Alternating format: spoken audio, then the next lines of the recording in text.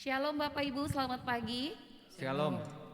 Apa kabar Bapak Ibu? Pasti sehat dan luar biasa, amin. Amin. Haleluya, kita mengucap syukur karena Tuhan masih tetap peduli dengan kita dan kita masih tetap dipelihara oleh Tuhan. Kasih Tuhan tidak pernah berkesudahan dalam hidup kita sampai detik ini. Bahkan kita ada di tempat ini bukan karena gagah dan kuat kita, tapi karena kasih karunia Tuhan. Haleluya. Kita akan satukan hati kita berdoa. Bapa, kami mengucap syukur pagi hari ini. Sebab Kau Tuhan kami yang sangat baik. Kami bersyukur karena kejadian kami dahsyat Tuhan. Kami bersyukur sampai hari ini Kau masih tetap peduli atas hidup kami. Terima kasih Tuhan. Terima kasih untuk semua yang Tuhan sudah berikan bagi kami. Dan kami akan sembah Engkau Tuhan. Kami akan tinggikan Engkau sebab Kau layak disanjung, layak disembah, layak dimuliakan. Hanya dengan itu Tuhan kami membalas kebaikan-Mu. Dengan segenap hati kami mau sembah Engkau. Dan kami percaya saat ini Tuhan, apapun keadaan kami Tuhan, Engkau tetap pedulikan kami. Dan satu persatu di antara kami Tuhan jamah. Tuhan jamah setiap kami yang lemah dikuatkan, yang sakit disembuhkan, yang punya beban berat Tuhan kami percaya Tuhan Engkau membuka jalan bagi setiap kami. Terima kasih Tuhan untuk hari ini. Karena kelahiran-Mu Tuhan membawa hidup kami semakin dekat kepadamu. Membawa hidup kami semakin mengerti apa yang Tuhan mau dalam hidup kami. Terima kasih Bapa. Bagi-Mu segala puji dan hormat. Dalam nama Yesus kami berdoa dan bersyukur. Haleluya. Amin.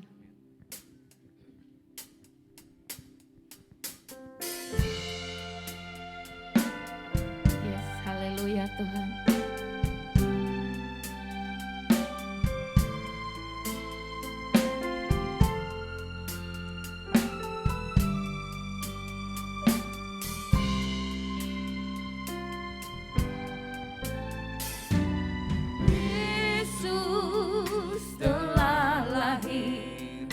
Ke dalam dunia ini, lambang pemerintahan berada di bahunya. Sekali lagi kita katakan, Yesus telah lahir ke dalam dunia ini.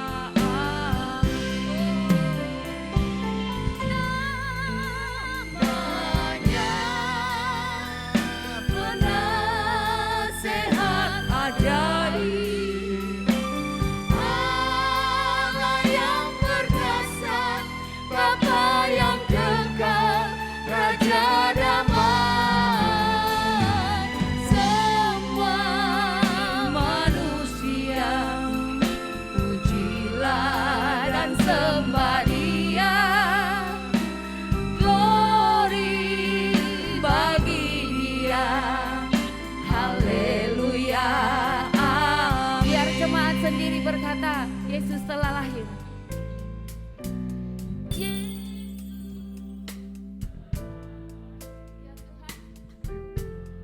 Kau telah lahir Tuhan. Oh Jesus, haleluya. Bersama-sama kita katakan Yesus telah lahir.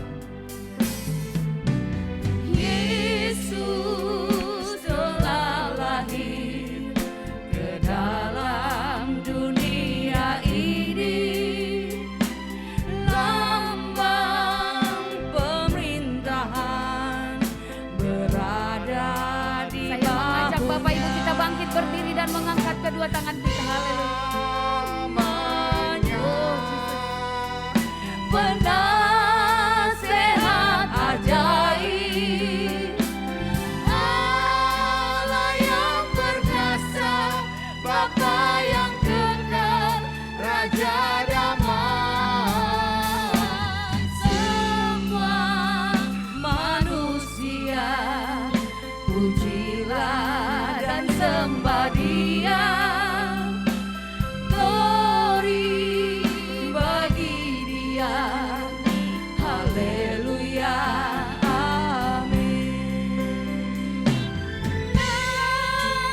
Namanya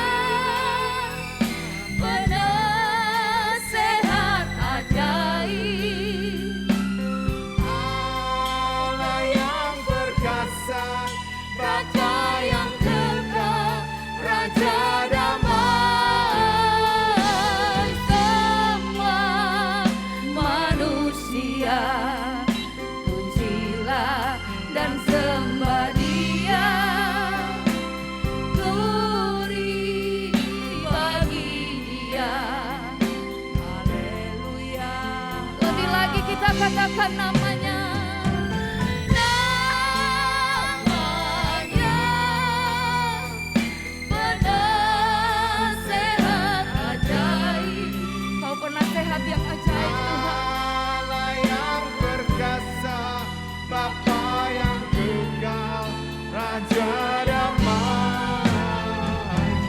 Semua manusia pujilah dan sembah Dia. Glory bagi Dia. Haleluya. Amin. Glory bagi Dia. Haleluya. Amin. Glory bagi Dia. Haleluya. Amin. Haleluya. Haleluya Tuhan. Kau telah lahir dalam hidup kami. Terima kasih Tuhan buat kelahiran-Mu. Membuat kami berarti Tuhan. Terima kasih Tuhan. Terima kasih Bapa. Bagimu segala puji dan hormat. Kita akan meninggikan Dia, kita akan menari buat Tuhan. Sebab Dia lahir dalam hidup kita. Yang percaya dan siap memuji Tuhan. Bersama saya katakan, amin. Haleluya. Dia lahir buat kita semua, amin. Haleluya. Katakan ke sebelah kiri kananmu, Dia lahir buat saya. Haleluya.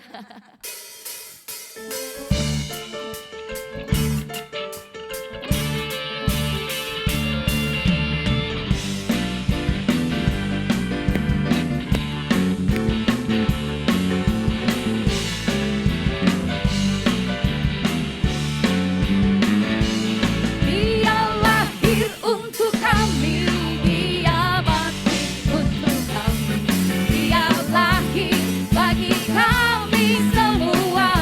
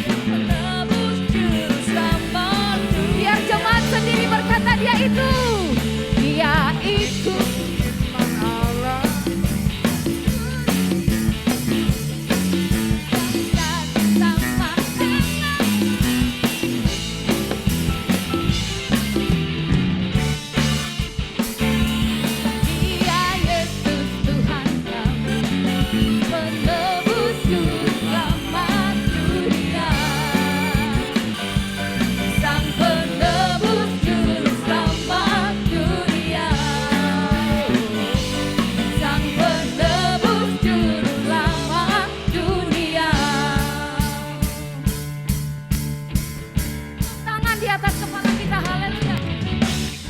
Rayakan, Yesus rayakan. Rayakan, Yesus rayakan. Rayakan, Yesus rayakan. Rayakan, Yesus rayakan. Rayakan, Yesus rayakan. Dia lahir, Dia lahir, Dia lahir dan hidup selamanya. Dia lahir, Dia lahir. Marilah rayakan, marilah rayakan kelahiran Tuhan kita. Rayakan, Yesus rayakan. Rayakan, rayakan, Yesus rayakan. Rayakan, Yesus rayakan. Rayakan, Yesus rayakan. Dia lahir, Dia lahir dan hidup selamanya. Kau lahir dan hidup selamanya. Dia lahir, marilah rayakan, marilah rayakan kelahiran Tuhan. Dia lahir, haleluya. Dia lahir, Dia lahir dan hidup, haleluya, selamanya. Dia lahir, Dia lahir, marilah rayakan, marilah rayakan kelahiran Tuhan kita. Haleluya. Kita merayakan kelahiran Tuhan. Saya memohon kita bersama saya bersorak saya kelahiran Tuhan. Haleluya. Haleluya, silakan duduk Bapak Ibu. Kelahiran Tuhan akan membuat kita bersuka cita. Amin. Haleluya. Firman Tuhan akan memberkati kita. Sebab Dia adalah firman.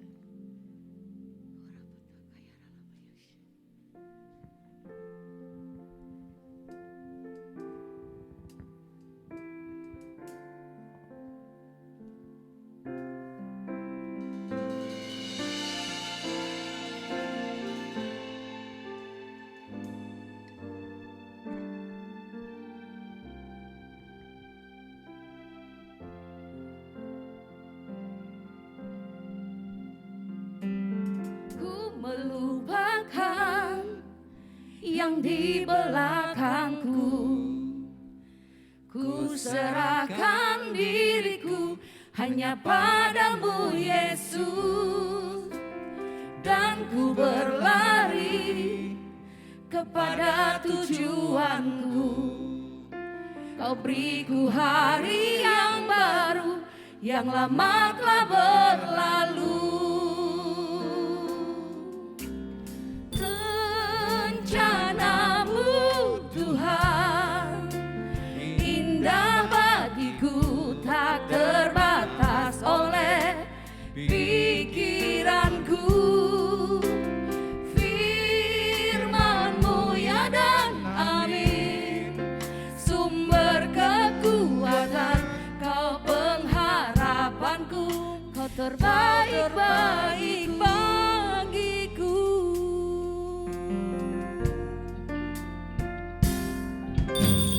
Ku melupakan yang di belakangku.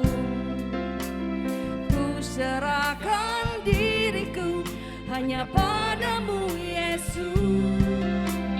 Dan ku berlari kepada tujuanku. Kau beriku hari yang baru, yang lama telah berlalu.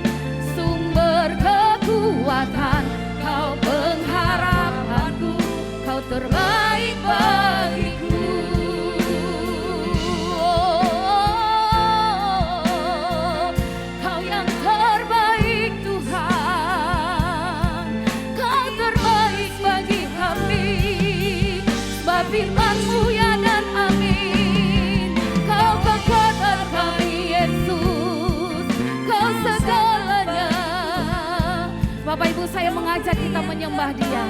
Saya mengajak Bapak Ibu bangkit berdiri. Ekspresi orang menyembah Dia, mengangkat kedua tangannya. Haleluya Tuhan. Haleluya. Kau yang terbaik bagi kami. Kau luar biasa Tuhan. Kau segalanya. Kaulah harapan kami. Kaulah harapan kami Tuhan. Sumber kekuatan kami. Sebab firman-Mu ya dan amin. Firman-Mu ya dan amin. Kau terbaik bagi kami Tuhan. Kau terbaik. Haleluya.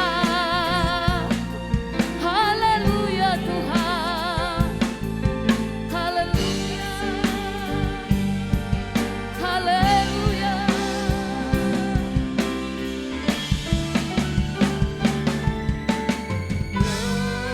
Rencana-Mu Tuhan, hingga hatiku tak terbatas oleh pikiranku.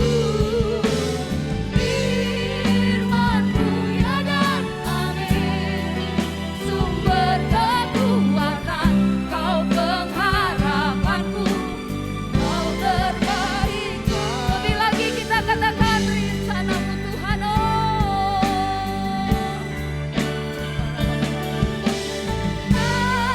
Rencana-Mu Tuhan, indah bagiku tak terbatas oleh pikiranku.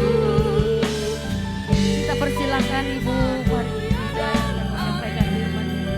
Sumber kekuatan, Kau pengharapanku. Kau terbaik bagiku. Kau terbaik bagiku. Kau terbaik bagiku ya Tuhan. Kau terbaik bagiku. Bapak Lukas Iwan akan berdoa. Tuhan Yesus, seperti nyanyian ini katakan, Engkau yang terbaik bagi kami Tuhan. Amin. Bagi semua orang yang di sini, bagi keluarga kami Tuhan. Karena anugerah-Mu Tuhan, karena kasih karunia-Mu, karena kasih setia-Mu yang memeliharakan kehidupan kami dan keluarga Tuhan. Oleh sebab itu kami mau naikkan syukur Tuhan. Kami sungguh bangga memiliki Engkau Tuhan. Sekali lagi Engkau yang terbaik dalam hidup kami ya Bapa. Terima kasih Tuhan. Saya percaya Tuhan Yesus sudah hadir di sini Tuhan. Engkau disenangkan dengan pujian yang kami naikkan ya Bapa. Kami boleh dikuatkan juga. Tuhan Yesus, urapi Ibu Pendeta Frida Nehemia akan menyampaikan firman-Mu ya Bapa. Berikan urapan yang khusus ya Bapa. Apa yang ingin Engkau sampaikan, biarlah Engkau sampaikan melalui lidah dan mulutnya dia, supaya kami semua boleh diberkati oleh firman Tuhan ini. Haleluya. Di dalam nama Tuhan Yesus kami naikkan doa ini. Haleluya. Haleluya. Amin. Amin. Selamat pagi. Shalom Bapak Ibu yang dikasihi oleh Tuhan. Diberkati oleh puji-pujian yang baru kita naikkan. Haleluya. Puji Tuhan. Pagi hari ini kita siapkan hati kita untuk kebenaran firman Tuhan. Menjadi perenungan bagi kita pada pagi ini yang terambil dari kitab 1 Samuel pasal yang ke-30. Ayat 1 sampai ayat yang ke-8. 1 Samuel pasal yang ke-30. Ayat 1 sampai ayat yang ke-8. Ketika Daud serta orang-orangnya sampai ke Ziklag, pada hari yang ketiga, orang Amalek telah menyerbu tanah Negeb dan Ziklag. Ziklag telah dikalahkan oleh mereka dan dibakar habis. Yang kedua, jemaat bersama-sama.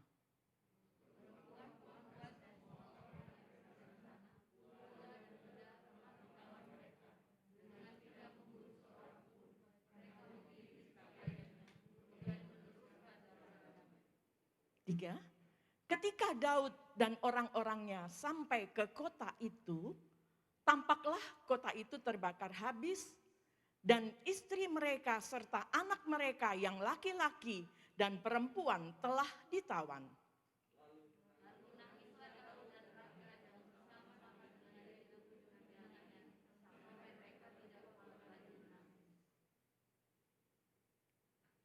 Juga kedua istri Daud ditawan, yakni Ahinoam, perempuan Yisrael, dan Abigail, bekas istri Nabal, orang Karmel itu.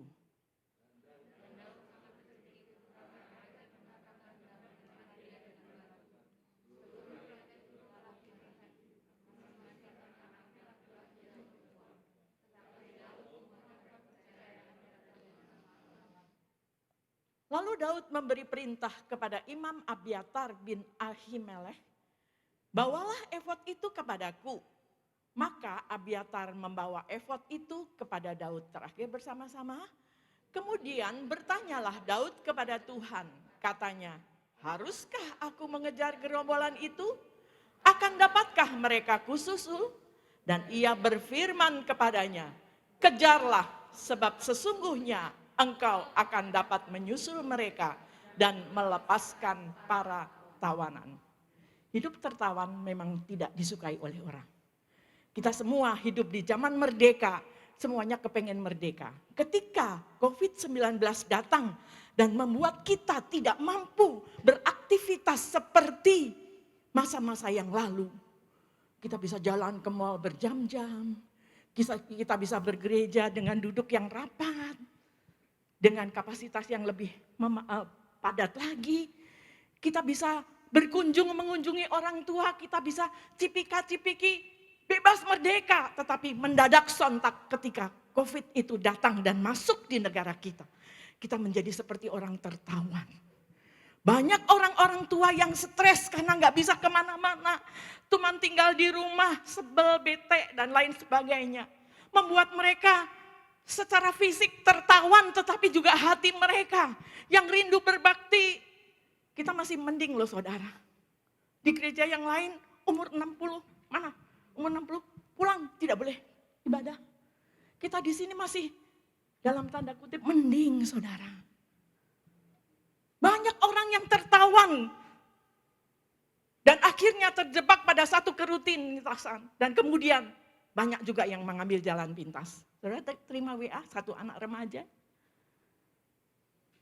yang ambil jalan pintas, gantung diri. Kenapa gak ada tempat untuk curhat? Biasa kalau ngomong sama orang tua selalu mengatakan begini nih. Ini jadi pengalaman bagi kita orang-orang tua. Kamu masih kecil tahu apa? Padahal dia itu punya beban. Entahkah itu tentang pelajaran, entahkah itu tentang hubungan mereka sesama teman yang tidak bisa lagi ketemu di sekolah. Saudara, banyak hal-hal yang menjepit kehidupan kita. Tapi ternyata Daud pernah mengalami hal yang serupa. Ketika ia memasuki kota Ziklag dan melihat kota itu terbakar habis, lalu Daud dibawa dengan tertawan dengan seluruh rakyatnya. Dibawa secara tertawan sehingga akhirnya rakyat menjerit dan rakyat mengatakan kita lempari Daud dengan batu aja kita bikin dia mati. Dia raja yang tidak membawa kita ke tempat yang hijau dalam tanda kutip, tetapi kita dibawa secara tertawan. Belum lagi menghadapi tatian seperti itu. Daud sangat terjepit dan firman Tuhan tadi mengatakan, dia nggak kuat lagi mau nangis gimana. Hatinya udah remuk, tidak tahan lagi, nggak ngerti lagi mau nangis kayak apa. Sangat terjepit. Itulah kehidupan. Kalau Daud mengingat berapa waktu yang lalu ketika ia menerima teriakan yel-yel, Daud luar biasa, Daud membunuh berlaksa-laksa. Daud disanjung sedemikian rupa. Tapi kali ini Daud masuk dalam sebuah perangkap yang disebut penderitaan. Itulah fenomena hidup. Ada waktunya kita bebas merdeka. Ada waktunya kita harus menahan diri. Kaki mesti diikat, gak boleh pergi kemana-mana. Stay at home, tinggal di rumah. Ketemu anak mantu cucu, enggak bisa, paling bisa dari depan, dari balik jendela, serta melambaikan tangan. Wah, wah. Dulu bisa berpelukan, sekarang mesti jaga jarak. Bapak Ibu yang dikasih oleh Tuhan. Itulah kehidupan yang seringkali terjadi dalam kehidupan kita. Firman Tuhan mengatakan, walaupun Daud sangat terjepit, ia mengambil keputusan, yaitu membangun kepercayaannya kepada Tuhan. Haleluya. Berbagai himpitan bisa datang menghampiri kehidupan kita. Yang namanya kehidupan, itu gudangnya persoalan, pabriknya masalah, apalagi produksi hal-hal yang menakutkan kita. Tapi biarlah itu tetap berjalan, itu harus kita jalani. Poin yang pertama, bangun kepercayaan kita kepada Tuhan. Bangun iman kita kepada Tuhan. Bangun hubungan kita yang akrab bersama dengan Tuhan. Amin. Kita suka salah membangun hubungan sesama kita. Terus kirim WA zaman sekarang kan saudara. Lu ada di mana? Gitu. Yuk ketemuan ibu-ibu arisan. Nah, saudara sekarang udah gak bisa lagi. Bangun hubungan kita yang akrab bersama dengan Tuhan. Maka saya percaya seperti apa yang dialami oleh Daud.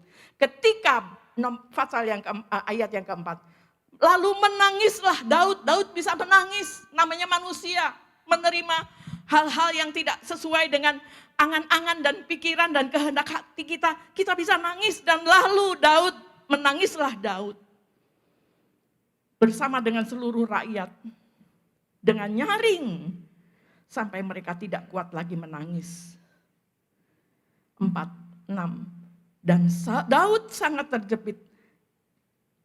Tetapi Daud menguatkan kepercayaannya kepada Tuhan Allahnya. Ini yang harus menjadi pelajaran buat kita. Bangunlah kepercayaan kita kepada Tuhan. Jangan ragu-ragu akan janji Tuhan. Dia yang berjanji, dia tidak pernah melupakan janjinya. Manusia bisa melupakan janjinya, tetapi Tuhan tidak pernah melupakan janjinya. Amin. Strategi kedua yang disusun oleh Daud adalah, lalu pergilah Daud beserta ke 600, maaf, saya terlalu jauh. Kemudian,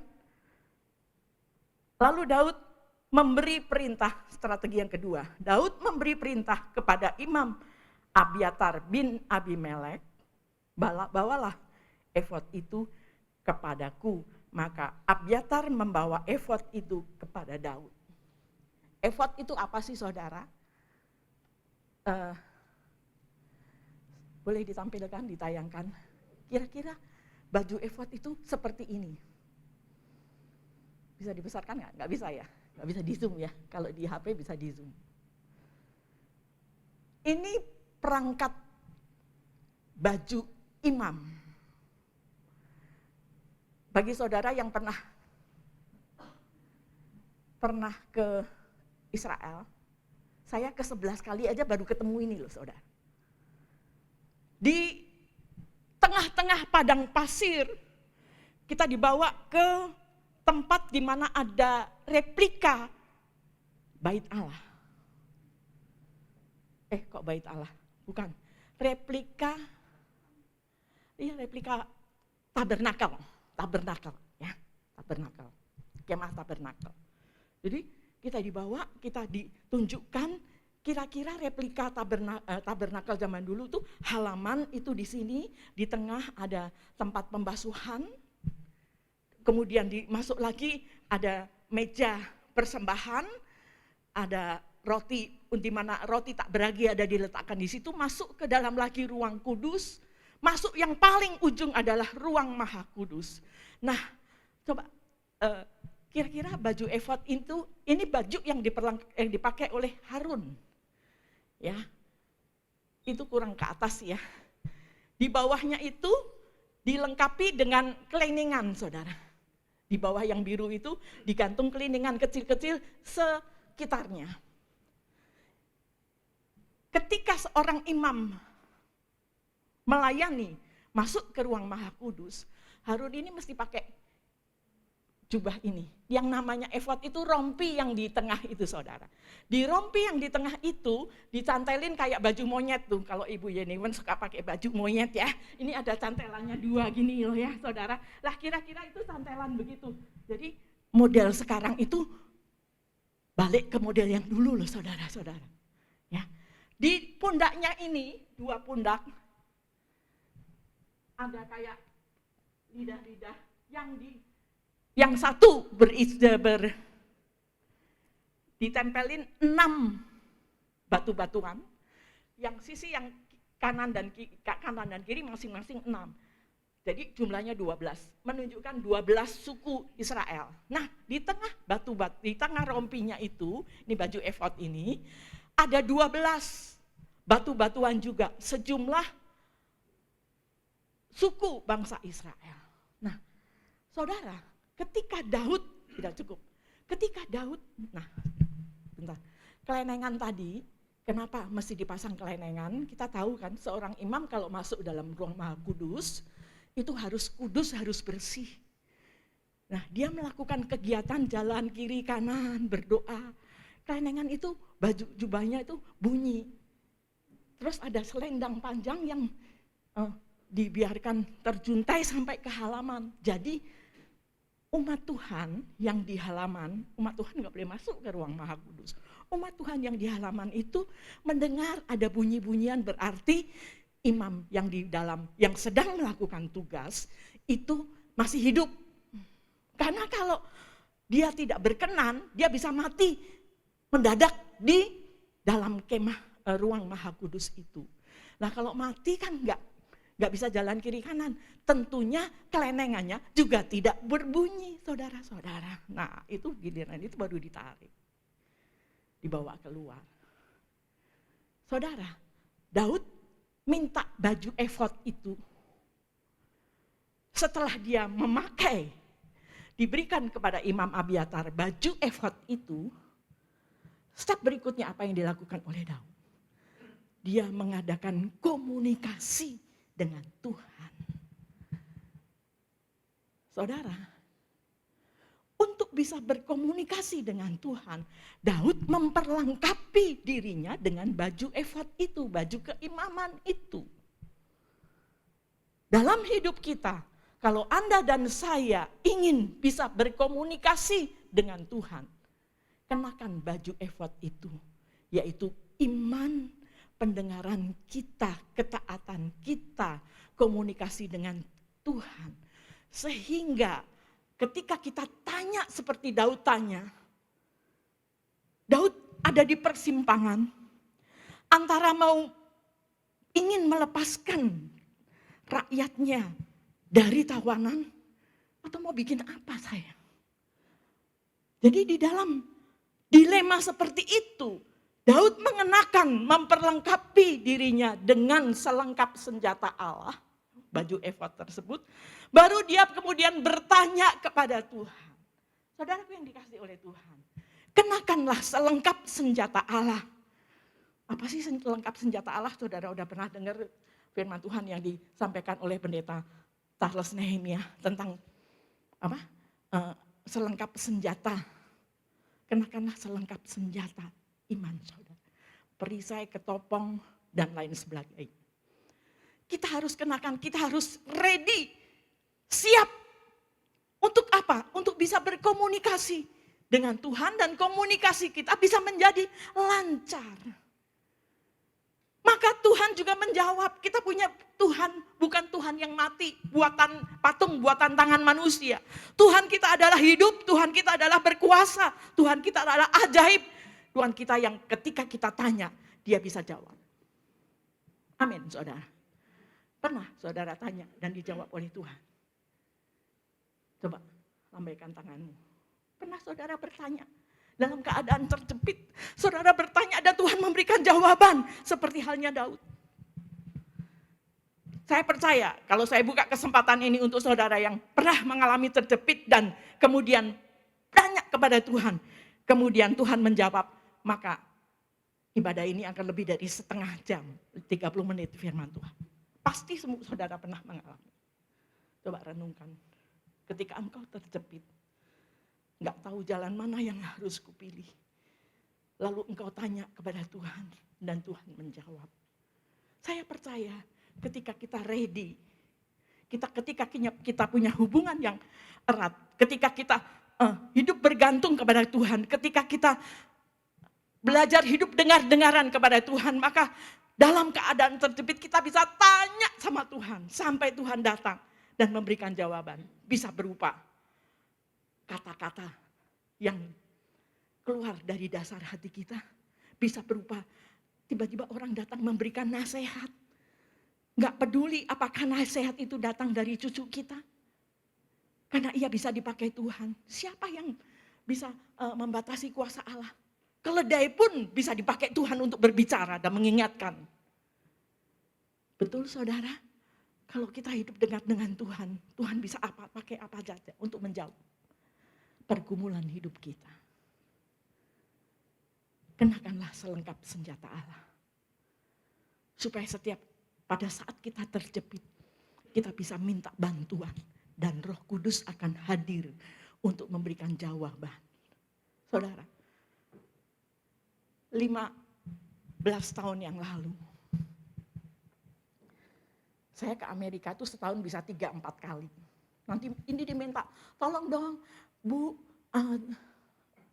anak saya baru saja menikah, suaminya pergi merantau kerja di Amerika. Ini anak saya ini baru lulus SMA. Mereka sudah married, tapi mereka hidup terpisah. Waktu anak saya minta visa, lalu di interview di bagian visa, dia jawab, ditanya, kamu mau pergi sama siapa? Dengan oma saya. Padahal sekedar ngomong, dan dia dikasih. Giliran mau berangkat, oma mana yang akan mengantar dia? Bingung saudara. Dia temenan sama Lois, dia bilang sama mami saya kamu anggap oma untuk ngantar kamu. Ya semua tiket semua disiapkan, ya siapa yang enggak mau saudara. Saya kalau ke Amerika kan bisa nengokin 2 anak saya di sana. Wes tiketnya lagi gratis lagi, diminta untuk nganterin. Itu sebabnya 3 bulan atau 4 bulan sekali. Saya nggak bisa pergi lama-lama, paling bisa meninggalkan absen di gereja itu 2 minggu. 2 kali minggu, nggak ikut ibadah.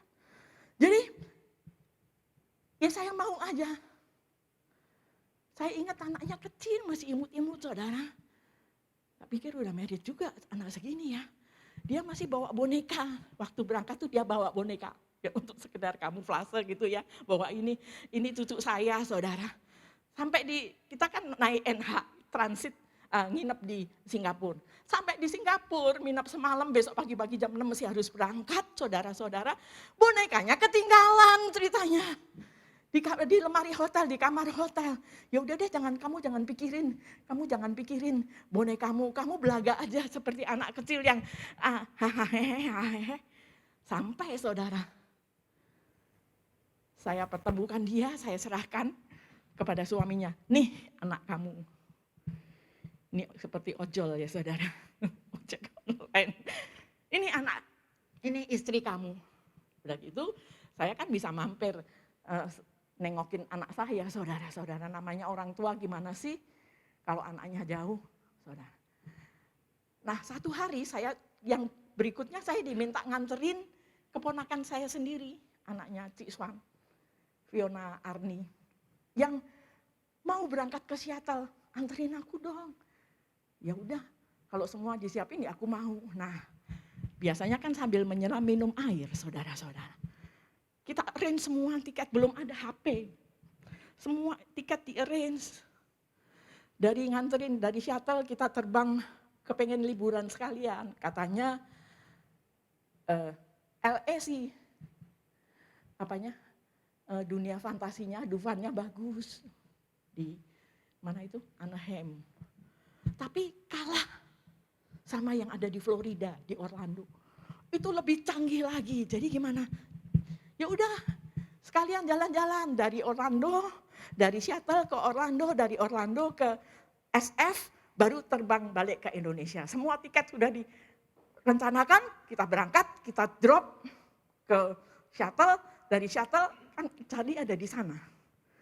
Kita ada janjian dari Seattle akan ke Orlando. Langsung saya ke Orlando, dan nanti Charlie dari Boston, dia ketemu kita di Orlando. Ketika saya, itu kan transit, itu mesti ganti pesawat. Ketika kita tiba di Detroit, lapangan terbangnya itu kan, bandaranya itu gede sekali saudara. Tiba-tiba ada announcer bunyi, Mrs. Frida Riani Juwono. Begitu nama saya disebut, itu waktu tinggal 30 menit kita harus tukar pesawat yang membawa kita dari Detroit ke Orlando. Tiba-tiba ada announcer bunyinya begitu. Waduh, Inggrisku cekak saudara-saudara. Dengar bisa. Tanya sama orang, intonasinya kan lain. Intonasi orang bule sama orang Asia. Jadi tidak malu-malu saya bilang gini, excuse me, can you speak slowly please? Jangan cepat-cepat, pelan-pelan supaya saya bisa menangkap. Saudara, saya pergi, akhirnya suruh ke informasi. Cari informasi, belum ada HP. Sampai di informasi, titik saya cuma ngintil aja karena dia memang belum pernah. Jadi dia pasrah sama saya, mau dibawa kemanapun, pokoknya ada kamu, apa-apa. Ya. Saya pergi ke informasi, saya tanya, saya dapat panggilan, ada apa? Oh, ada pesan. You harus menghubungi, disebutkan, menghubungin pendetanya Charlie atau menghubungi temannya. Karena ada pesan yang disampaikan untuk you. Saya tarik korek-korek dompet, saya tarik koin yang 10 sen. Cari, telepon, saya hubungin pendetanya Bro Upik, dijawab dengan answering mesin. Nggak diangkat, berarti saya nggak bisa terima pesannya. Saya hubungin temannya Charlie, answering mesin. 3 orang saya hubungin semua answering mesin. Aduh Tuhan, ini gimana? Saya lihat mata dipanjangin. Mana Charlie? Kita kan janji ketemu di sini. Ini kita mau kemana ini? Aku nggak ngerti. Aku mau pindah pesawat, tukar tiket. Kemana saya nggak ngerti. Ini di negeri orang. Ini bukan Indonesia, Jakarta, Bandung. Bukan. Tuhan, waktu terus berjalan. Tinggal 10 menit. Pintu gate dibuka, kita masuk. Tuhan, saya nggak ngerti mesti kemana. Saya juga nggak ketemu Charlie ada di sini. Bagaimana ini Tuhan? Apa yang harus saya ambil? Keputusan apa yang harus saya ambil? Saya tunggu di sini sampai ketemu Charlie, berarti ketinggalan pesawat.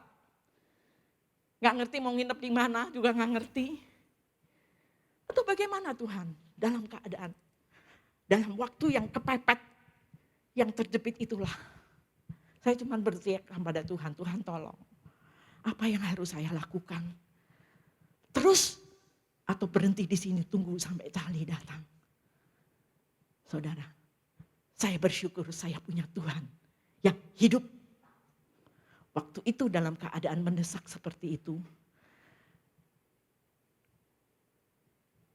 saya mantep. Oke, lanjutkan perjalananmu.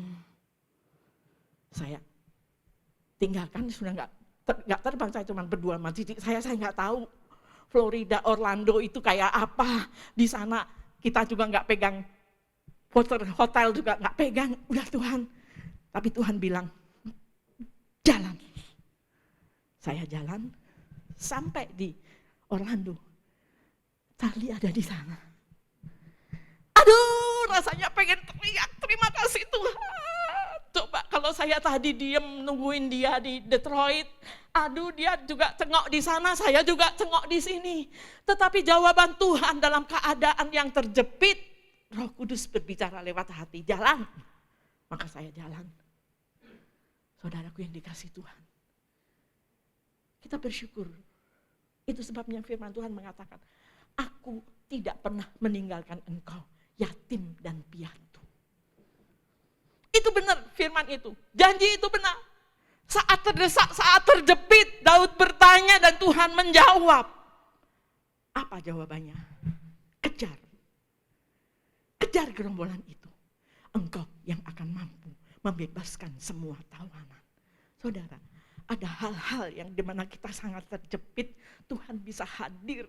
Sangat terjepit, kita berhubungan, kita tanya dengan Tuhan. Maka Tuhan sanggup menjawabnya dan memberikan keputusan yang membela kita, yang melindungi kita, yang menyertai kita. Saudara gue yang dikasihi oleh Tuhan. Dalam hidup ini berbagai pilihan kadang-kadang mendadak sontak datang dalam kehidupan kita. Kalau kita punya jalur komunikasi, kalau kita mengenakan selengkap senjata Allah, firman Tuhan hidup, firman Tuhan berakar dalam hati kita. Saat terjepit, kita bisa tanya Tuhan, karena Tuhan kita adalah Allah yang hidup. Allah yang bisa memberikan jawaban yang pasti. Di tengah-tengah ketidakpastian di dunia ini, Yesus tetap satu-satunya jawaban yang pasti dalam hidup kita. Dan benar ketika Daud menerima, kejarlah, Daud mampu melepaskan semua tawanan. Sehingga seluruh rakyat bisa dibebaskan. Hari ini, 2 poin saja dalam kehidupan kita, firman Tuhan. Ketika engkau terjepit, datang kepada Tuhan. Tapi datangnya jangan jadikan Tuhan tambal butuh. Saudara berdoanya Senin Kemis minta selalu dijawab sama Tuhan. Jangan saudara. Bangun hubungan yang baik dengan Tuhan. Maka kita akan diberikan sinyal oleh Tuhan. Kenapa? Hati-hati, hati-hati. Karena di suara-suara di sekeliling kita itu ada macam-macam. Suara Tuhan ada, suara iblis juga ada. Tapi ada juga suara hati. Nah, antara suara hati dan suara iblis, suara hati dengan suara Tuhan itu beda, saudara. Beda tipis. Kalau kita tidak punya hubungan yang baik, kita tidak bisa membedakan ini suara Tuhan atau ini suara hati. Ini suara iblis atau ini suara saya. Tapi karena banyak orang yang mengatakan, saya dengar suara dari Tuhan, bla bla bla bla bla bla. Tapi ending-endingnya kok kejebak KPK. Nah, saudaraku yang dikasihi Tuhan, itu yang saya katakan, antara suara hati dengan suara Tuhan, antara suara hati dengan suara iblis itu bedanya sangat tipis. Tapi kalau kita punya hubungan yang akrab dengan Tuhan, maka Roh Kudus akan membimbing kehidupan kita. Musim boleh terjadi dalam hidup kita. Musim panen, musim paceklik, musim hama, tetapi ketika Tuhan menyertai kita, karena kita punya hubungan yang akrab, punya pengharapan yang tidak pernah dikecewakan oleh Tuhan. Maka apa yang kita alami? Maka hubungan kita dengan Tuhan, maka jawaban Tuhan itu lebih dekat daripada nafas hidup kita.